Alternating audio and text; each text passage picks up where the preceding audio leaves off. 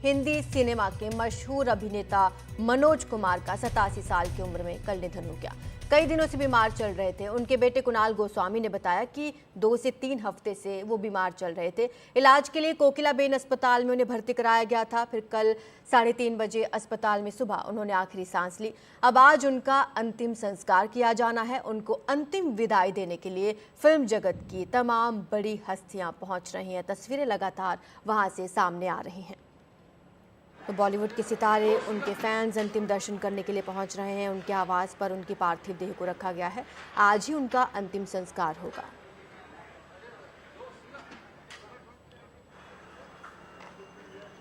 ये तस्वीरें आप देख रहे हैं। आपको बता दें, उनका अंतिम संस्कार पवन हंस में किया जाना है। ज़्यादा जानकारी के लिए हमारे सहयोगी प्रशांत सिसोदिया हमारे साथ जुड़ चुके हैं। प्रशांत, अंतिम संस्कार कुछ ही देर में किया जाएगा। कौन कौन लोग मौजूद हैं उनके परिवार के अलावा?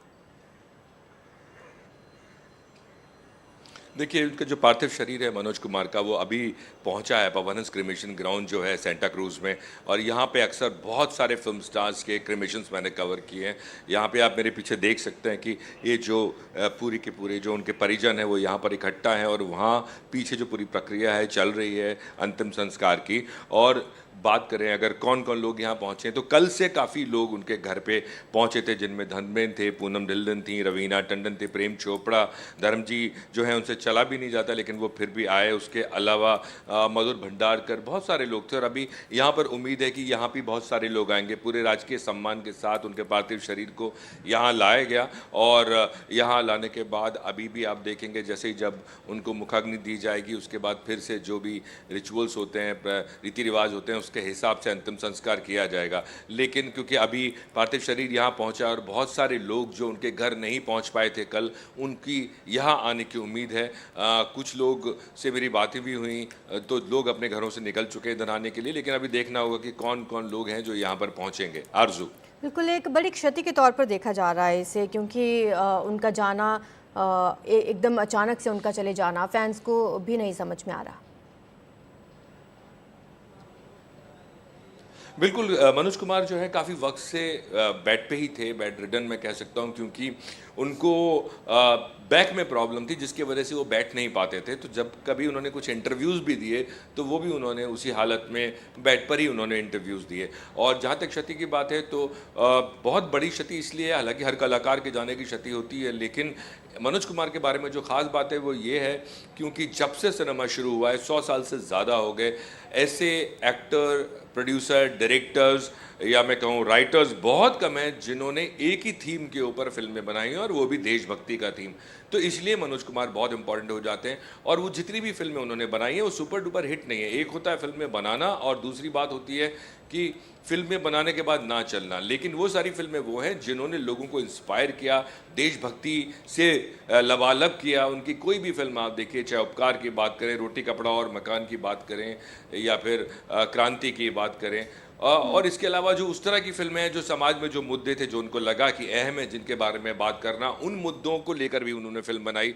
जैसे शोर की हम बात करें, और जो ख़ास बात थी उस सिनेमा की वो ये थी कि उनकी फिल्मों के जो गाने थे, कोई भी फिल्म उठा लीजिए, सुपर डुपर हिट गाने। मुझे नहीं मालूम है आपको कितने गाने याद हैं, लेकिन कुछ फिल्में तो हैं जो लोगों को पता है, जैसे क्रांति है या उपकार की हम बात करें या फिर हम रोटी कपड़ा और मकान की बात करें। लेकिन कुछ फिल्में ऐसी हैं जो शायद आज की जो जनरेशन है उनको मालूम भी नहीं होंगे। जैसे मैं सन्यासी की बात करूं या मैं 10 नंबरी की बात करूं या मैं बेईमान की बात करूं, तो ये सारी वो फिल्में हैं जिनको अवार्ड्स भी मिले हैं, जिनको सराहा भी गया है, जिनको कामयाबी कारोबार के हिसाब से देखा जाए तो कामयाबी भी मिली है।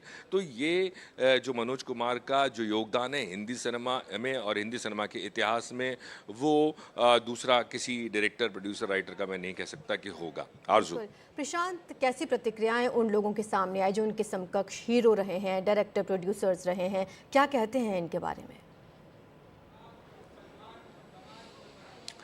देखिए, मैं बताऊं, हमारे जो सिनेमा के महानायक हैं अमिताभ बच्चन, उनको एक अमिताभ बच्चन को जो अगर हम कहें कि उनको एक तरह से लोगों ने आइडेंटिफाई किया, पहचाना, तो वो रोटी कपड़ा और मकान थी, जो कि मनोज कुमार की फिल्म थी। और मनोज कुमार की फिल्म उसमें शशि कपूर भी थे, उसमें जीनत अमान भी थी। उसके अलावा अगर हम बात करें कि उनकी फिल्म आई थी क्लर्क, जहाँ पे उन्होंने पाकिस्तान के एक एक्टर हैं उनको कास्ट किया था। तो प्रतिक्रिया पूरी इंडस्ट्री में जो है वो इस तरह की है, क्योंकि सब ये बात मानते थे कि मनोज कुमार एक कमाल के निर्देशक हैं, कमाल की फिल्में उन्होंने की हैं। आप मुझे बता दीजिए कि कभी भी गणतंत्र दिवस हो या फिर 15 अगस्त हो या कोई भी ऐसा दिन जहाँ पे देशभक्ति की बात हो, वहाँ पर इनके गाने ना चलते हैं, क्योंकि और कोई गाने आज के गाने भी हैं लेकिन आपको सुनने को नहीं मिलते। अक्षय कुमार ने कल रिएक्शन दिया। अक्षय कुमार ने एक्स पे, ट्विटर पे हम जिसको बोलते हैं, अपना एक संवेदनशील एक मैसेज डाला। और फरहान अख्तर ने, अजय देवगन ने लिखा कि मनोज कुमार जो हैं, उनके जो पापा थे अजय देवगन के, जिनका नाम वीरू देवगन, जो कि एक्शन डायरेक्टर थे, वो उनको रोटी कपड़ा और मकान में एक्शन डायरेक्टर का पहली बार मनोज कुमार ने उनको चांस दिया था। रवीना टंडन के जो पिता हैं, उनको फिल्मों में पहली बार काम उन्होंने दिया था। तो बहुत सारे ऐसे लोग हैं जिनको मनोज कुमार ने काम भी दिया फिल्मों में। और एक्टर्स की बात करें, विलेंस की बात करें, तो आज भी जैसे बहुत सारे लोग पहचानते नहीं होंगे, लेकिन मैं बता दूं, कल भी प्रेम चोपड़ा के साथ जो प्रेम नाथ के बेटे हैं, बड़े मोंटी, वो आए थे। दो बेटे थे उनके, प्रेम किशन और कैलाश नाथ, जिनको मोंटी बोलते हैं, वो थे। तो उनके असिस्टेंट्स जिनसे मैं एक बात कर रहा था कल, जो मेरे ख्याल में बहुत सालों से उनके साथ थे, वो उनके बारे में बता रहे थे कि बहुत अच्छी पोइट्री मनोज साहब जो है वो करते थे, मनोज कुमार। तो इसीलिए क्योंकि पोइट्री आती थी तो गाने भी वो लिखते थे। उनकी जो फिल्में होती थी, अक्सर ऐसा होता है कि कोई भी जब डायरेक्टर होता है, जैसे प्रकाश मेहरा भी एक उस तरह के डायरेक्टर थे कि वो शुरू का एक गाने की 4 लाइनें वो लिख दिया, उसके बाद किसी भी राइटर को बोला कि इसको आगे बढ़ा दी। तो मनोज कुमार भी उनमें से थे। तो पोइट्री भी थी और फिल्मों की स्क्रिप्ट हो, स्क्रीन प्ले हो, वो कमाल का था। आज भी हम बात करें, शोर की बात करें या हम क्रांति की बात करें, कमाल की फिल्म थी अपने टाइम में। और उसमें ख़ास बात ये थी कि जो मनोज कुमार थे वो दिलीप कुमार को देखकर फिल्मों में आए। उनकी एक फिल्म थी शबनम, उसमें एक किरदार था जिसमें उनका नाम था मनोज कुमार, और उसी से प्रेरित होकर उन्होंने अपना नाम मनोज कुमार रखा। उनका नाम वैसे हरिकृष्ण गोस्वामी है। और उसके बाद दिलीप कुमार के साथ उन्होंने एक फिल्म भी की जिसका नाम था आदमी। 1968 में वो फिल्म आई थी। और फिर उनको मौका मिला कि जब वो दिलीप कुमार को अपने डायरेक्शन में एक्टिंग करवा सके, और वो फिल्म थी क्रांति। और आपने देखा होगा, उसके गाने भी आपने देखे होंगे। तो क्रांति बहुत बड़ी सुपर डुपर हिट फिल्म थी, जिसमें उन्होंने दिलीप साहब को डायरेक्ट किया था। शत्रुघ्न सिन्हा थे, हेमा मालिनी थी। तो ये सारे वो कलाकार हैं जिन्होंने मनोज कुमार के साथ काम किया है। और मनोज कुमार की जो पर्सनालिटी है, जो मैं एक बार हेमा मालिनी से बात कर रहा था, उनका इंटरव्यू कर रहा था, तो एक इस तरह की पर्सनालिटी थी जो बहुत ही सेंसिबल, और एक इस तरह का शख्स जो महिलाओं की इज्जत करता है। और बतौर हीरो होते हुए भी उन्होंने कभी इस तरह के सीन्स अपनी फिल्मों में नहीं किए हैं, जिसमें हेमा मालिनी ने कहा था कि वो गले लगाने से भी फिल्म के सीन में कतराते थे। तो इस तरह का व्यक्तित्व था मनोज कुमार का। और जिस तरह की वो इज्जत थी दिलीप साहब के लिए, देव साहब के लिए, राज कपूर के लिए, वो कमाल थी। तो उस तरह के लोग थे। और मैं एक चीज़ और यहाँ पर बोलना चाहूँगा, मैं कल से देख रहा हूँ कि हम अक्सर बात करते हैं बीते वक्त के जो कलाकार हैं उनके बारे में, जिस इज्जत के साथ उन्होंने कल लोगों को, जो उनके बेटे हैं कुणाल गोस्वामी, उन्होंने घर पे इंतज़ाम किया था। जो जर्नलिस्ट थे उनके लिए बैठने के लिए कुर्सियाँ, पुलिस वाले थे उनके लिए बिस्किट्स, पानी का इंतज़ाम, अक्सर ऐसा नहीं देखता हूँ। मैंने बहुत सारे क्रीमेशंस जो हैं, फ्यूनरल्स हैं, वो मैंने कवर किए हैं, लेकिन नहीं देखने। इस बात के लिए कह सकते हैं, कल जब कुणाल गोस्वामी भी बात कर रहे थे तो उन्होंने कहा कि जो वो स्क्रीन पे थे वैसे ही वो रियल लाइफ में थे, और वो उनकी परवरिश यहाँ पर साफ दिखाई देती है। आरजू बिल्कुल नज़र आते हैं। हमने फिल्मों की भी बात की, और हमें यहाँ पर गानों को नहीं भूलना चाहिए प्रशांत, क्योंकि वो देशभक्ति गानों के लिए जाने जाते रहे हैं। ऐसा नहीं है कि आज देशभक्ति गाने नहीं बनते, लेकिन जब भी देशभक्ति की बात आती है तो बोल हमेशा वही गुनगुनाए जाते हैं, मेरे देश की धरती सोना उगले।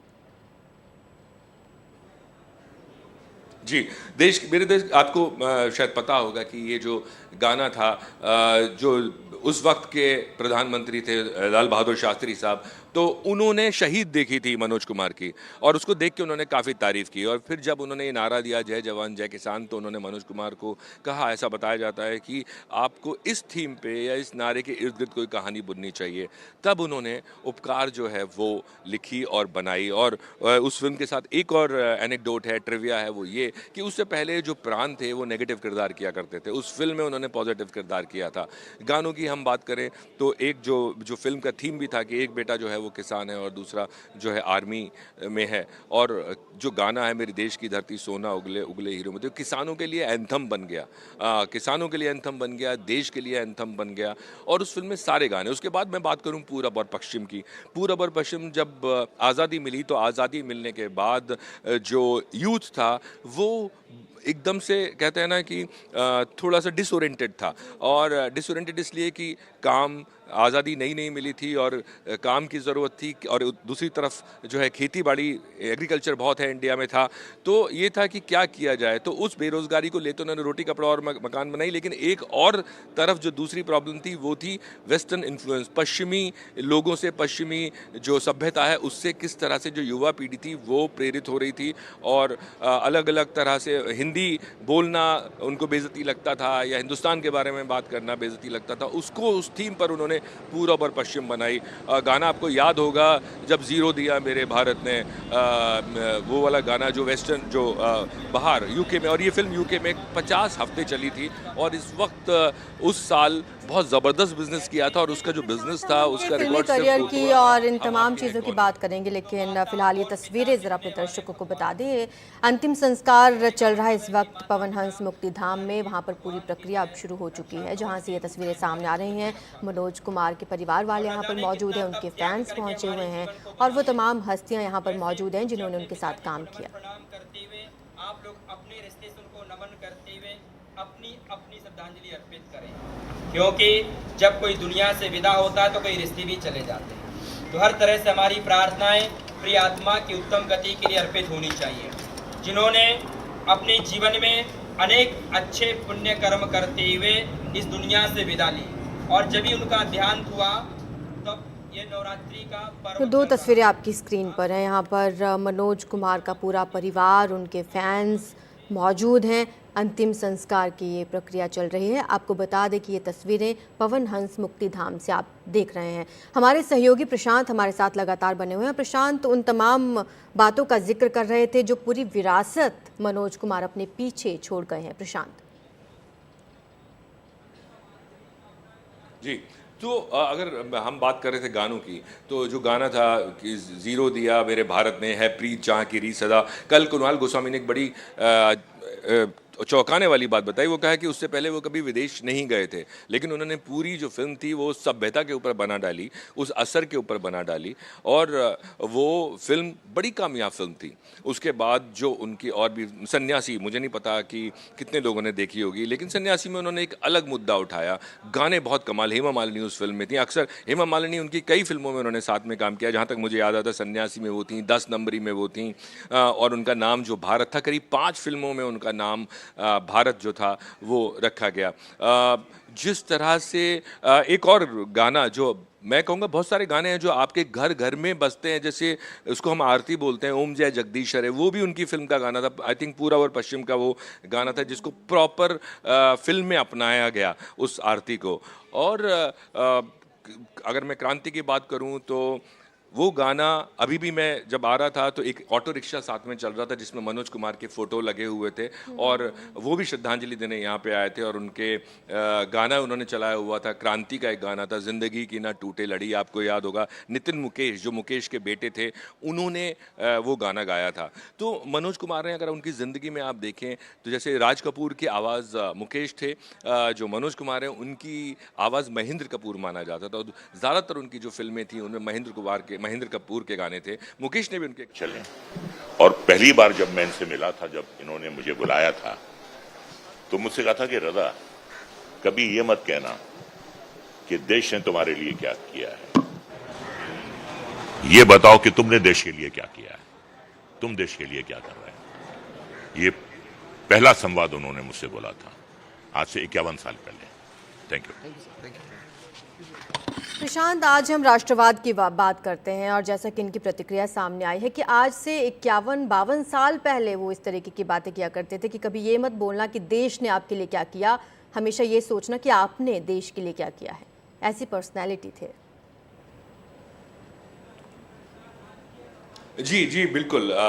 जैसा मैं बता रहा था कि कुणाल गोस्वामी ने ये कहा कल कि जिस तरह से वो घर पर थे, उसी तरह से वो फ़िल्मों में थे, वही उनकी पर्सनालिटी थी। और इस बात की इसको मैं मैं बोलूँ तो गवाही इस तरह से दे सकता हूँ कि जैसे हेमा मालिनी ने मुझे बोला इंटरव्यू के तहत कि इस तरह का उनका व्यक्तित्व था। उसके अलावा उनका जो गानों के पिक्चराइजेशन की बात करें तो जितने भी फिल्म से जुड़े लोग हैं, टेक्निकली साउंड लोग हैं, उनका ये कहना था कि वो बहुत कमाल का गाना पिक्चराइजेशन के करते थे। उनके गाने की अभी कुछ दिन पहले मुझे कुणाल ने ये भी बताया, मैंने उनसे ऐसे ही पूछा कि कौन सी फिल्म है जो उनको बहुत पसंद थी, तो उनकी एक फिल्म है शोर। मुझे नहीं पता आपने देखी नहीं, बहुत कमाल की फिल्म शोर थी, उसके गाने बहुत कमाल थे, उसका क्लाइमैक्स बहुत कमाल था। तो मनोज कुमार साहब ने कुछ वक्त पहले वो फिल्म देखी और कुणाल को उन्होंने कहा कि मैंने ये फिल्म कुछ वक्त पहले देखी और इस फिल्म ने मुझे भी बहुत रुलाया और लोगों को भी बहुत रुलाया। और मुझे भी खुद याद है कि जब ये फिल्म मैंने देखी थी तो आंखों से आंसू थमते नहीं है, उस तरह की ये फिल्म है। उसका क्लाइमैक्स बहुत ही कमाल था और गाने आपको अगर नहीं याद है तो मैं बताता हूँ। उसका गाना था एक प्यार का नगमा है, मौजों की रवानी है, जीवन चलने का नाम, चलते रहो सुबह शाम, ये सारे वो गाने हैं जो इस फिल्म में थे। उसके अलावा अगर मैं बात करूँ रोटी कपड़ा और मकान की, मैं ना भूलूंगा मैं ना भूलूंगी, ये वो गाने थे हालांकि जो मैं उनको ये नहीं बोल सकता कि वो देशभक्ति के गीत थे, पर ये सारे गाने उनकी फिल्मों में थे। तो फिल्मों के गाने, स्क्रिप्ट, स्क्रीन प्ले, एक्टर्स और अलग अलग तरह के किरदार जो है उन्होंने फिल्मों में निभाए। चाहे वो रोमांटिक फिल्म्स भी की, हरियाली और रास्ता, पत्थर के सनम, हिमालय की गोद में, बहुत सारी फिल्में उन्होंने इस तरह की हैं। जी, एक बड़ी विरासत अपने पीछे छोड़ गए हैं। शुक्रिया आपका प्रशांत इस तमाम जानकारी के लिए।